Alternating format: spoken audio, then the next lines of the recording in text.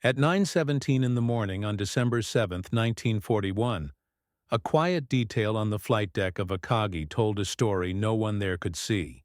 Commander Minoru Genda, slight, sharp, relentless, watched the second wave peel away into the southern sky toward Oahu. He knew the harbor's shape by heart, the anchorage grids, the berths, the channels, the depth contours. He knew the American order of battle down to destroyer hull numbers. He could sketch Ford Island blindfolded. He had counted aircraft by type, guessed sortie rates, imagined how far and how fast the Americans could respond if everything went wrong. For 11 months he had tuned the plan like a piano, one string at a time, tightening, listening, tightening again. There was just one number the architects of that morning had catastrophically wrong. It wasn't a code word or a hull count or the cruising radius of a bomber. It was a head count, an assumption baked into every other assumption they made.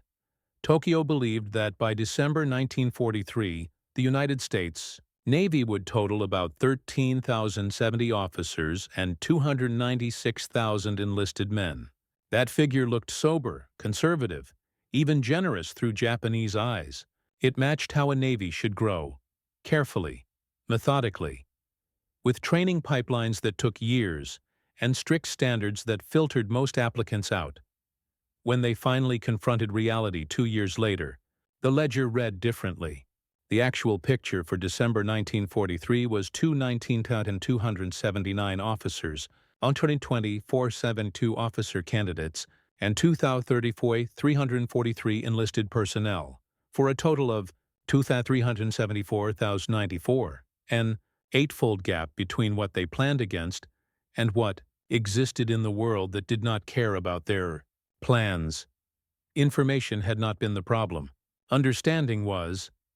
The man who first felt the math bending was Ensign Takeo Yoshikawa, a gifted aviator cut down by a stomach ailment and reassigned to naval intelligence, where an astonishing memory and an engineer's patience turned him into a human censor. In March 1941, he arrived in Honolulu under an alias, Tadashi Morimura. He rented planes for sightseeing flights and flew them like a student, camera angled low. He rowed the tourist boat around Pearl, smiling and listening as the guide pointed out the obvious, while he recorded the essential. He counted. He sketched. He noticed who stood where, when patrol boats did what, how the lights changed, which gates were guarded, where the shadows fell by time of day. His reports were clean. The pictures were clear. The silhouettes were unmistakable.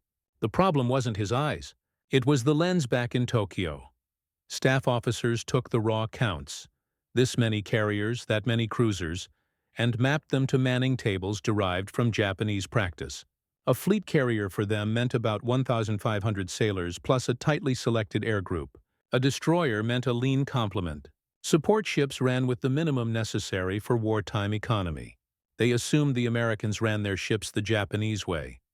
Small crews, high selectivity, maximum individual load, high pride in doing more with less.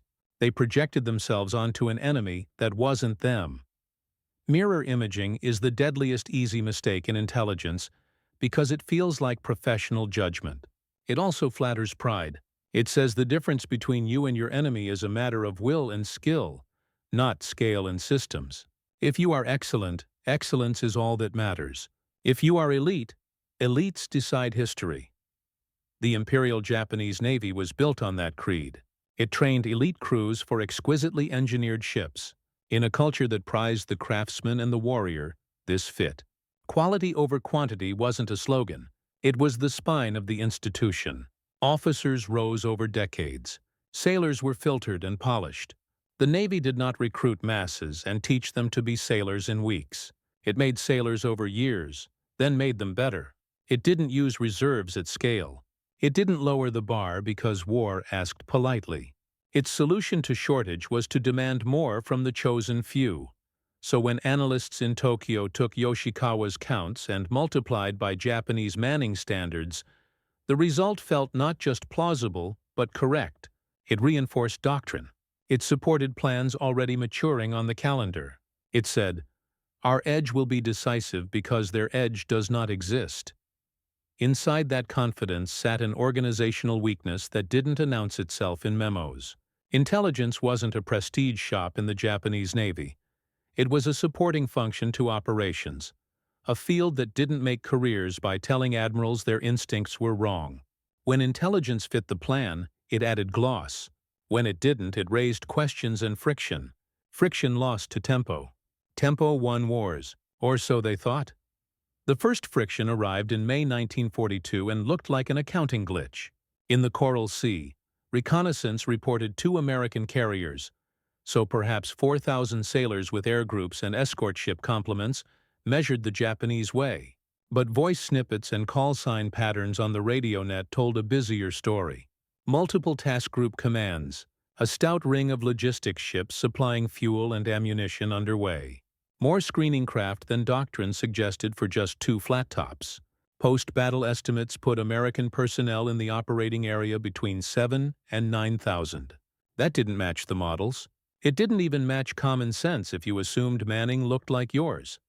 The discrepancy was flagged. It was also rationalized away. The Americans were new and cautious. They overstaffed to paper over inexperience. They ran fat because they could. They'd slim down later. And if they didn't, waste is a weakness, not a strength. The warning slid into a file. The second friction blew a hole in expectation big enough to fly a dive bomber through. Midway confirmed what the Coral Sea only hinted. Yorktown took bombs and a torpedo in the span of a bad afternoon. She should have died quickly. Instead, damage control parties did the unthinkable. Restarted power, patched the flight deck, put her back to 20 knots, and launched aircraft. If you had grown up in a Navy that treated damage control as a specialist's job done by select teams, the spectacle of what looked like half the ship fighting fires, shoring bulkheads, and moving gear while the other half prepped planes and kept engines and radios alive felt like madness. It was manpower. It was redundancy. It was thousands of trained hands ready to do the next right thing in parallel, not in sequence. When a soggy crew list was recovered later, it named more than 2,200 men. Japanese estimates had put American carrier complements closer to 1,500. Every assumption downstream, about sortie rates, about endurance, about resilience during sustained operations, shifted when you admitted the ship carried 50% more sailors than you thought, 50% more hands to fight, 50% more technicians to keep the complex running, 50% more margin to absorb the unexpected. Numbers are not romantic, but they are merciless. The third friction wasn't a fight. It was a map with arrows going the wrong way in August 1942. Guadalcanal was supposed to test American appetite. The Japanese expected perhaps 8,000 to 10,000 troops in a cautious limited landing. They got more than 16,000 across multiple sites in the opening moves, under the protection of a Navy that brought 3 carriers, a battleship, 14 cruisers, and 31 destroyers, and kept supplies flowing with transports, crewed not by career Navy men, but by merchant mariners trained in months and sent into an ocean of submarines. It wasn't just ship counts. It was the rhythm of the resupply, the proof that someone had solved the problem of feeding a fight from 4,500 miles away at a tempo that didn't make sense if your mental model of the enemy's manning and training pipeline was still your own reflected back at you. The Coral Sea could be an outlier. Midway could be luck and American bravado. Guadalcanal was something else, a pattern becoming an architecture. And still the machine in Tokyo ran on the assumptions it rolled off the line with. For staff officers juggling operations in China, New Guinea, the Aleutians, the Solomons, the Indian Ocean, there was no slack for rebuilding the model that justified the strategy. There was only the next convoy, the next battle, the next briefing, the next order. Numbers didn't stop multiplying because belief asked them to. 18 months before Pearl Harbor, in June 1941, the U.S. Navy sat at roughly 284,000 active-duty personnel across the globe. 18 months after Pearl Harbor in December 1942, that number had leapt past 1.6 million. By December 1943, it reached 2,374,94. The increase wasn't linear. It bent upward as training depots expanded from skeleton crews and temporary barracks into humming factories of sailors. Boot camps multiplied companies, technical schools added shifts, curricula compressed without losing outcomes, and a country that had 131 million people in 1941 learned how to translate industrial speed into human speed. Tokyo had read the journals about American shipbuilding. They knew about keels laid and launched and commissioned on schedules that made British and Japanese yards look quaint. What they didn't grasp was the coupling between steel and flesh in the American system. A ship on paper meant the plan already existed to furnish that ship with trained radio men, gunners' mates, machinists' mates, yeomen, electricians, cooks, corpsmen, and 100 other ratings at a speed measured in weeks and months, not in years. Population math supported the tempo. The United States had roughly twice Japan's population and far fewer cultural restrictions on who could serve. It mobilized women into industry at scale. It shrugged at class barriers that in Japan still shaped who could enter elite training streams. It leaned on a massive reserve of men who could be taught quickly, assigned logically, and promoted rapidly based on competence rather than pedigree. Unlimited manpower oversimplifies the reality. Every wartime pipeline hit ceilings, but the American ceilings were so high that from the vantage point of Tokyo they might as well have been sky Ensign Yoshikawa's. Reports were right about the ships. They were right about the piers and the patrol patterns and the silhouettes of the fuel farms. They weren't wrong because the photos blurred.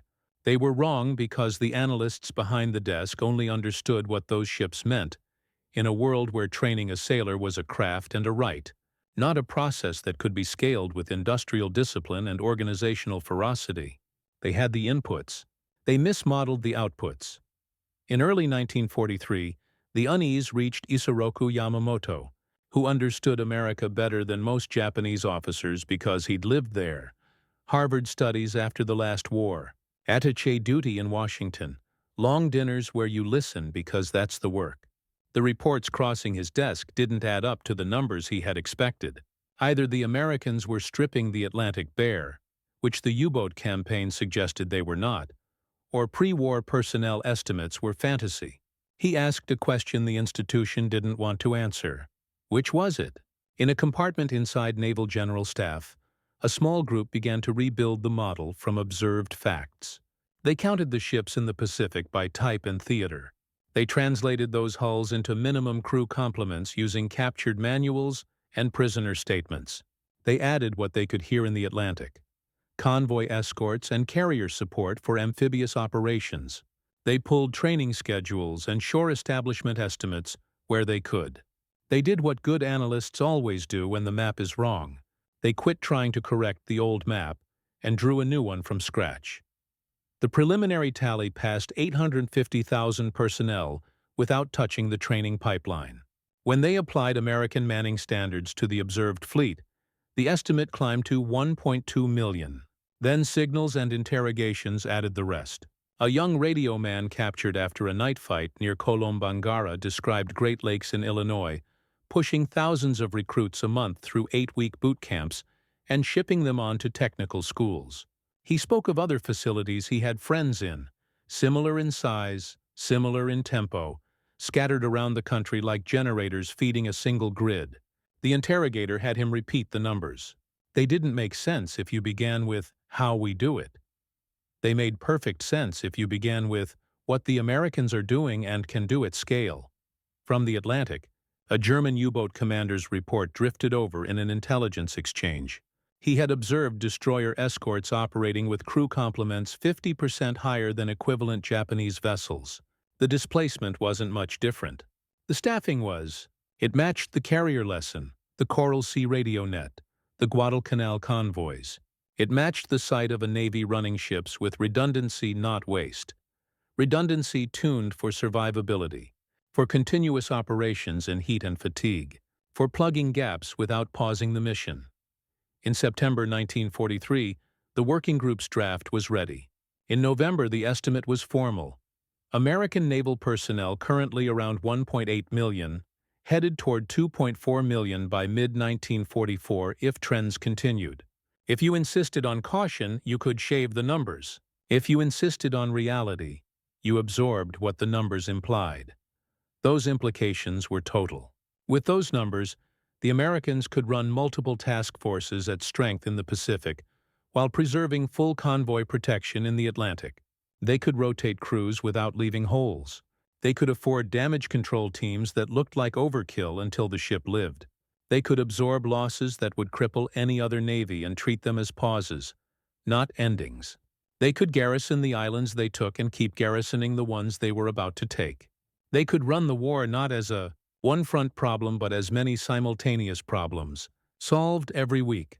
A strategy built to defeat a constrained opponent died on the table the moment you accepted that the opponent wasn't constrained. Now the oldest poison in organizations did its work. The report was right. It was also intolerable. To publish it widely would be to tell field commanders they were fighting a war the numbers had already decided. To brief political leaders would be to confess to a national-level miscalculation that made the last 2 years look like a slow-motion catastrophe.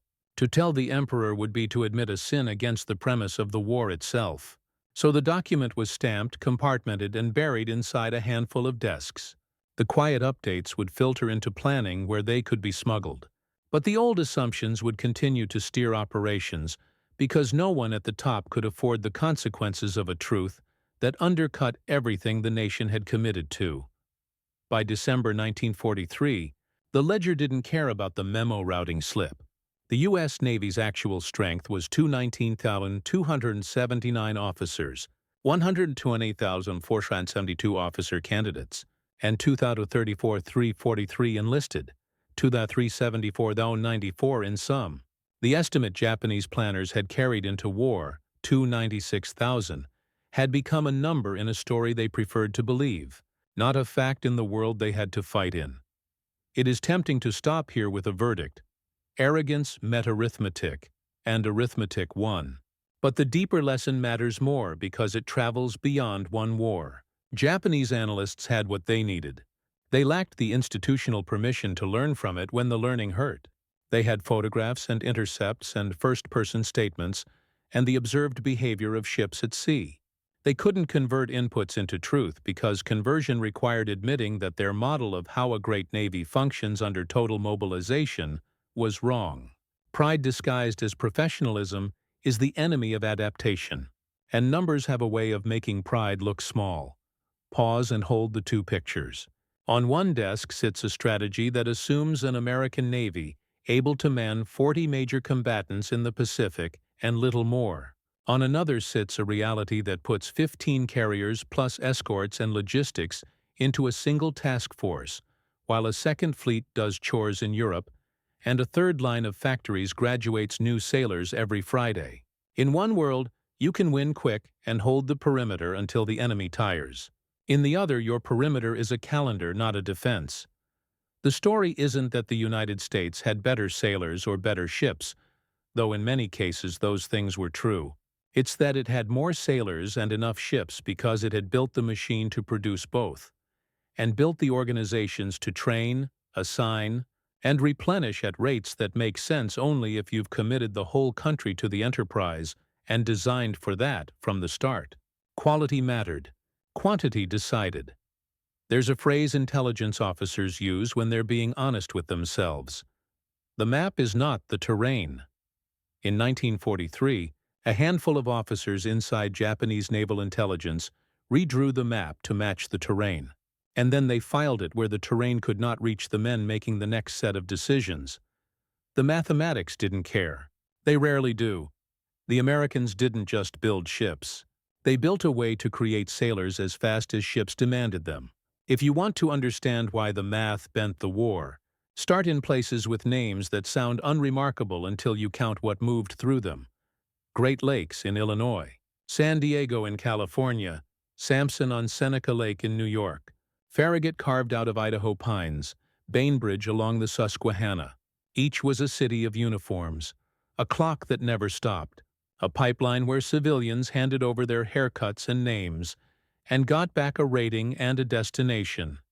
Great Lakes alone trained more than 700,000 sailors during the war, a number that looks like a typo until you walk the drill fields in your head and see the companies forming every Monday, graduating every Friday, and shipping out every weekend like scheduled freight. Samson pushed hundreds of thousands more from bunk to barracks, ship to fleet, a brand new installation thrown onto a lake because the existing centers couldn't hold the demand. Farragut, a boot camp in the middle of nowhere, ran companies around the clock and graduated another 250,000. Bainbridge added nearly another 250,000. San Diego ran its own river of recruits to the Pacific. The cadence wasn't luck. It was designed. Boot camp wasn't the end. It was a pass-through. From that moment forward, the system treated each man as a capacity to be matched to a need. Radio men to radio schools, machinists' mates to diesel and steam plants, aviation ratings to air stations, electricians to power, yeomen to paperwork. Nobody romanticizes, but that keeps a fleet from becoming a rumor. Officer candidates flowed out of crash-built midshipman schools on university campuses, Columbia, Notre Dame, Northwestern, where the Navy rented time and brains and turned them into ensigns at a rate scaled to the ships that needed officers. The V-12 program shoved the officer pipeline wide open. More than 100,000 men trained under it by the wars, and the aviation programs pulled thousands more through ground school into the sky. When you step back and see it whole, you stop thinking of the Navy as ships and start thinking of it as throughput. Women mattered too, for reasons that don't show up on battle maps but do show up in headcounts. The waves. Women accepted for volunteer emergency service took on shore duties at scale. Tens of thousands of women in crisp uniforms did the work that had to be done on land so that men could go to sea. Administration, communications, intelligence analysis, training support. Every billet shifted to a wave was a billet freed for a sailor with a sea bag. Multiply that substitution effect by months and years, and the differential in afloat manning becomes a visible line on a graph. If you insist on thinking of manpower as a zero-sum game, you will always undercount a society that refuses to play it that way. The Seabees, the naval construction battalions, were their own decisive math. Hundreds of battalions, hundreds of thousands of men, building airstrips on coral, causeways on mud, depots on sand, hospitals where yesterday there was jungle. Every runway forward meant fighters and bombers could leapfrog instead of crawl. Every pier thrown into the surf meant cargo could move at speed instead of waiting on tides. Every base built by a Seabee freed a fleet oiler or a cargo ship to do something more than linger off a beach. And all of those men were counted under the same naval banner. When you hear a personnel number, remember it includes the hands that made it possible for ships to keep moving, and airplanes to keep landing when there wasn't supposed to be land. American training didn't just scale bodies, it scaled doctrine. Nowhere did that matter more than in damage control. Before the war, the American Navy institutionalized a simple, brutal idea. Every sailor is a firefighter. Every compartment can be shored. Every bulkhead can be braced. Every circuit can be cut or rerouted. Every flooded space can be pumped or sealed. Schools taught it. Ships drilled it. Chiefs enforced it.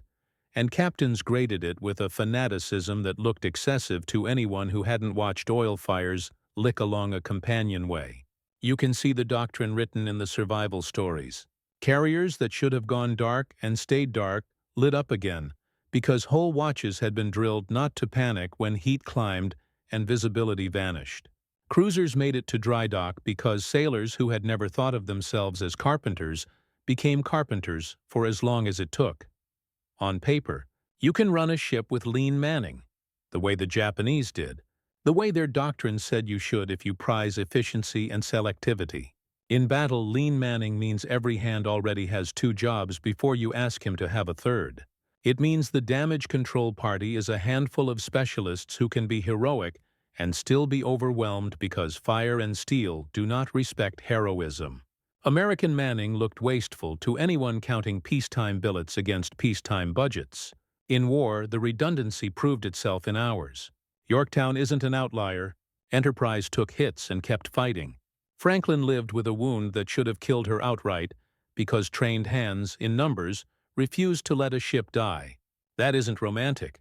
It's arithmetic multiplied by discipline. Japanese officers weren't stupid. Many were brave, brilliant, and technically superb. Their problem wasn't ability. It was system. Intelligence was staffed and resourced like a supporting arm, not the instrument that tells you when your own doctrine is about to become a liability. Operations wrote the script. Intelligence was supposed to hand up lines that matched the scenes. When lines didn't fit, operations kept the scenes and cut the lines. No one wants to admit that the thing they've spent their life mastering is wrong for the fight in front of them. And no organization wants to confess that the beautiful plan needs to be rewritten in a hurry because the enemy refuses to be who you need him to be. The working group in the fall of 1943 did something institutions rarely do under pressure. They let the evidence lead.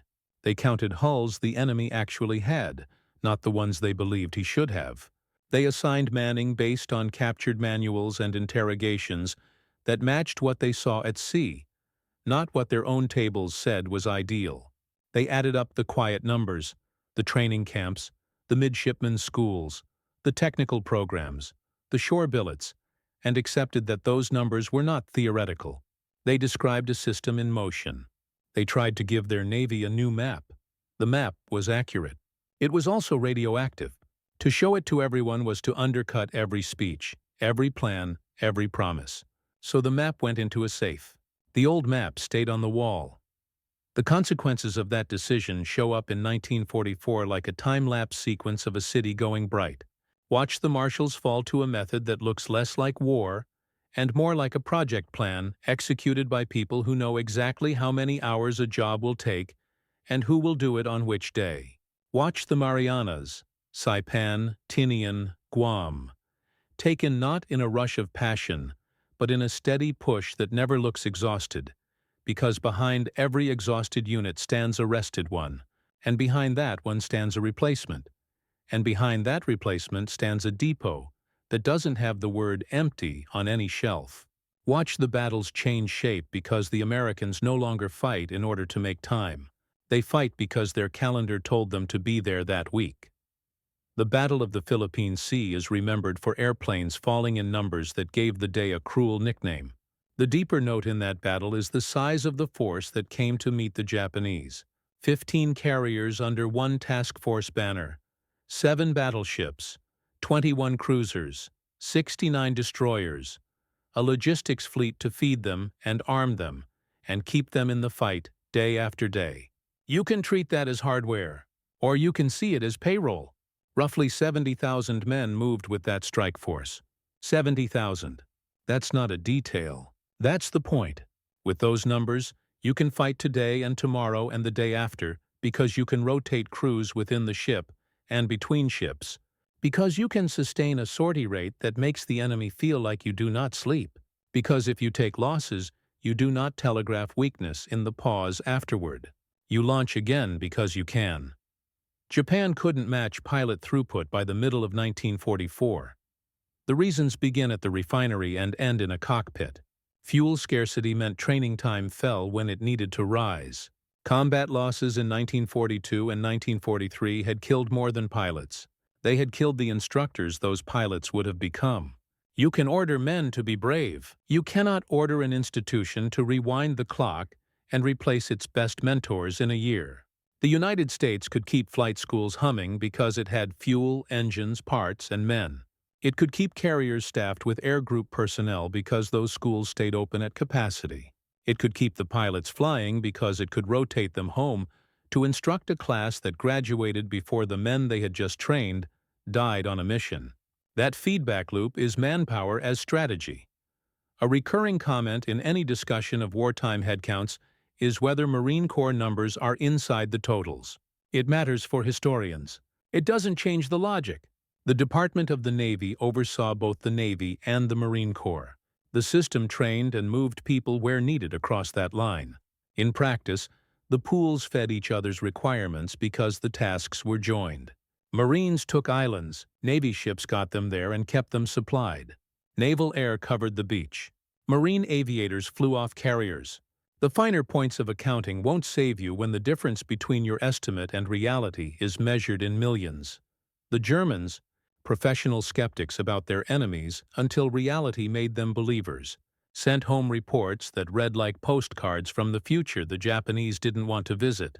A U-boat skipper observes an American destroyer escort in action and counts 200 men at battle stations on a hull that in another navy would carry little more than 100. You can dismiss the number as wartime exaggeration until you look at photographs of American ships packed with men on deck because there were more men to pack. The German signal wasn't, "The Americans are wasteful." It was, "The Americans have designed for the thing that turns battles from moments into outcomes, depth, return to mirror imaging."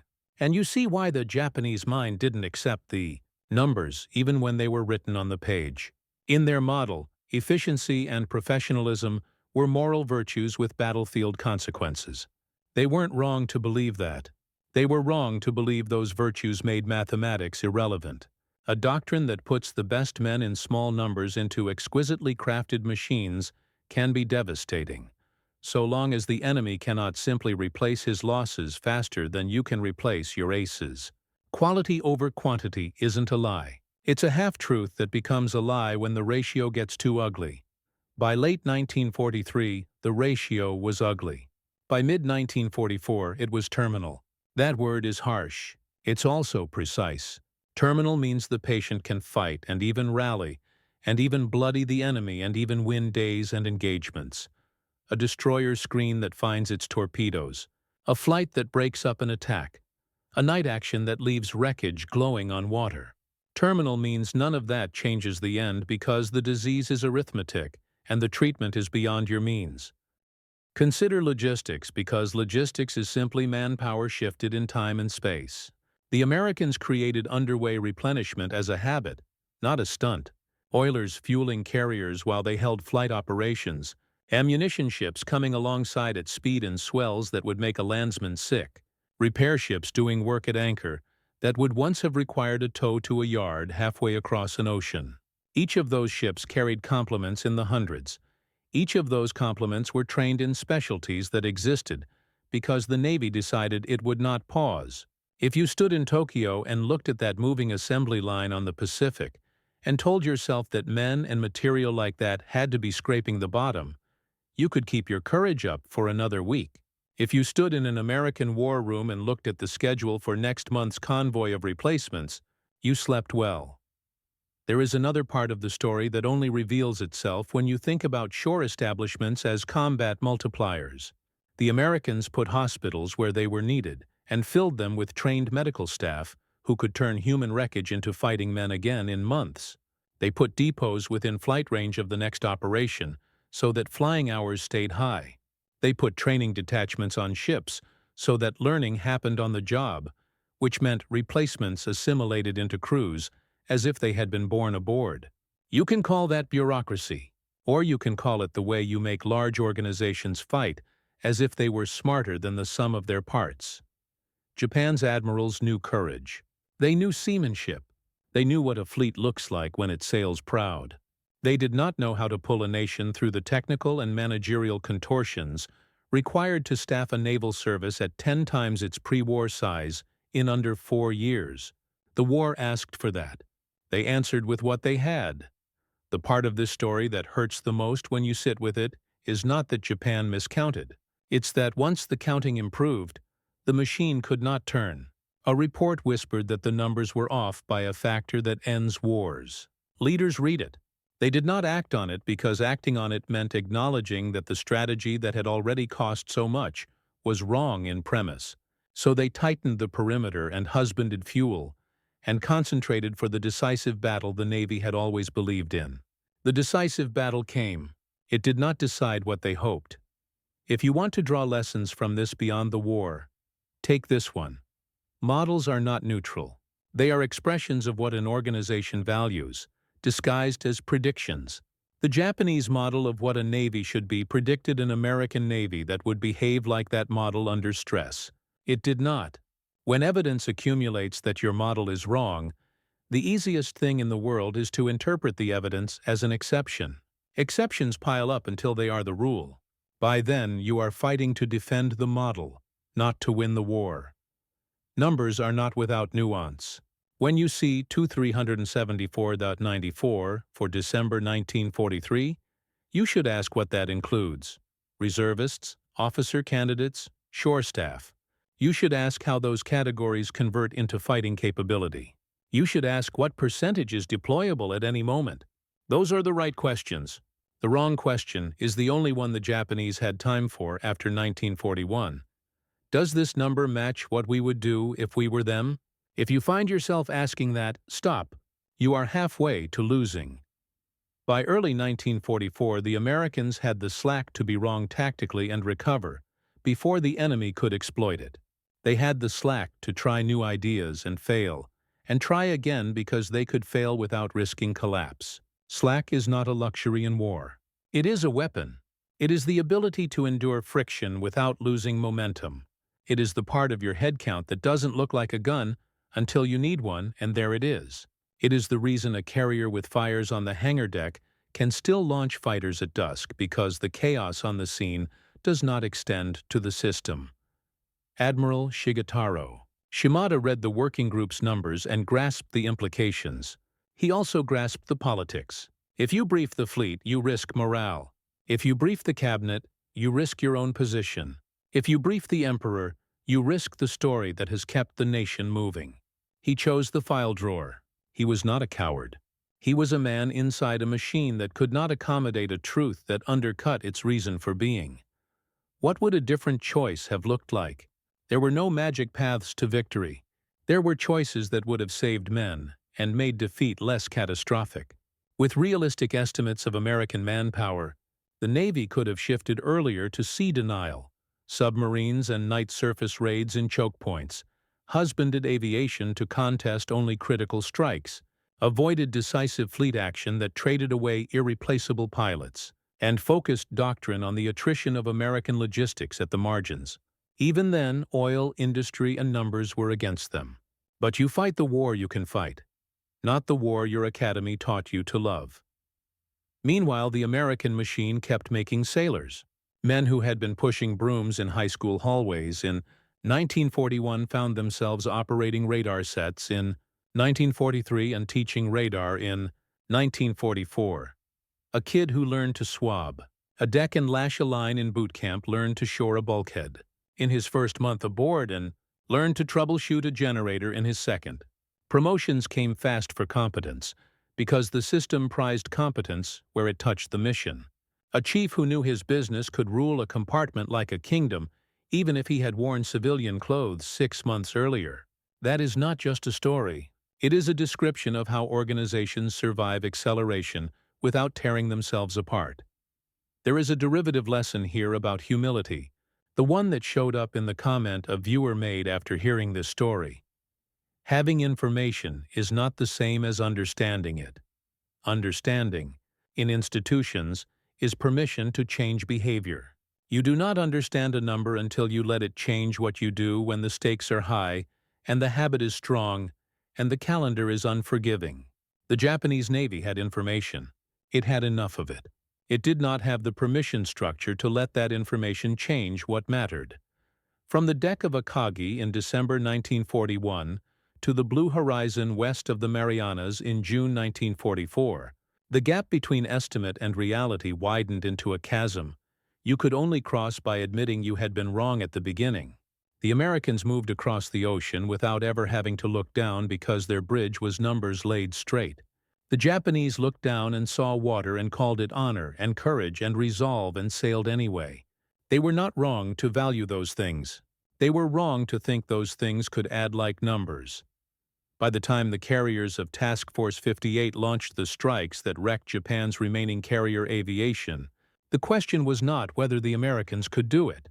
The question was how quickly they would be ready to do it again. The answer was tomorrow, because at the end of the day there were still more planes than yesterday, still more crews, still more hands to raise that last stuck elevator, still more chiefs ready to bellow and fix and make it work, while the clock ticked forward. What had seemed like excess in 1941, the extra men aboard, the extra schools, the extra billets, was revealed as design.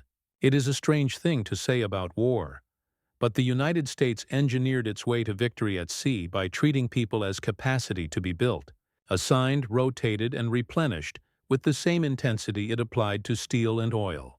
That sentence reads cold until you realize that reducing a man to a billet on paper saved that man's life because it meant he had backups when he needed them and rest before he broke, and training before he faced something that would have killed him had he not known the right trick.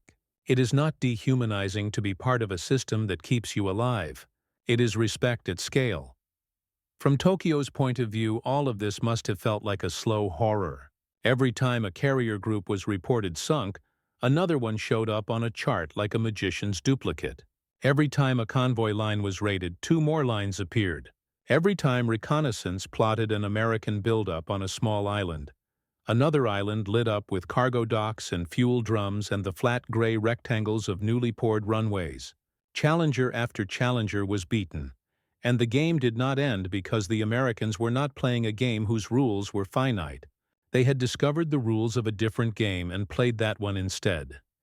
By the end of 1944, the numbers had swallowed the war. That is not to say soldiers and sailors didn't decide things by courage and skill. They did, every hour. It is to say that courage and skill now lived inside an architecture that multiplied them relentlessly on one side, and could not on the other. You can watch it happen in the timelines of operations. You can hear it in the tempo of radio nets. You can read it in the casualty replacement rates and air, group relief schedules, and the construction logs of bases, whose names few remember because their purpose was to exist for a season and then be abandoned. When the line moved west, the last, bitter recognition inside the Japanese Navy came too late to reframe the war. It came not in a memo, but in the silence that follows a memo you decide not to circulate. It came in the weary way a staff officer answered a post-war question and admitted that the apparatus he served could not hear itself think when the thoughts turned against the mission. It came in the line items of a ledger closed in August 1945 that showed a number on one side and an absence on the other that the men who died to change it never saw. Hold the two numbers one last time, because they are the simplest way to feel what happened. 296,000. What was estimated? 2,034,343. What was counted in one category of the total 2 years later? What difference does a mistake make when you are brave? All the difference. When the mistake is large enough and you do not correct it when you learn the truth. All the difference. When you build a strategy on a hope and discover that hope is not a plan, and that plans written on hopes fall apart when they meet the world. If you are tempted to think that a story like this is only a military parable, notice how we describe failure in other places. We say a company failed to scale. We say a government failed to mobilize. We say a leader failed to adapt. These are the same sentences pointed at different objects. They describe an inability to translate numbers into behavior under pressure. The Japanese Navy in 1941 had numbers it believed and a behavior it adored. The America it faced had numbers it built and a behavior it could change. From here, the rest of the war is detail. Necessary, tragic, instructive detail, but detail. The shape of the outcome was set when one side imagined an enemy and the other side built a system. The echo of that choice runs through every battle fought after that, through every pilot strapped into a cockpit, through every sailor in dungarees waiting for the order to shut a watertight door. If you want to honor the men on both sides, honor them by telling the truth about the thing that decided the fight they were sent to fight. It wasn't luck. It wasn't destiny. It wasn't even genius. It was a million decisions that added up to millions of names on a roster when one side had imagined a number 8 times smaller.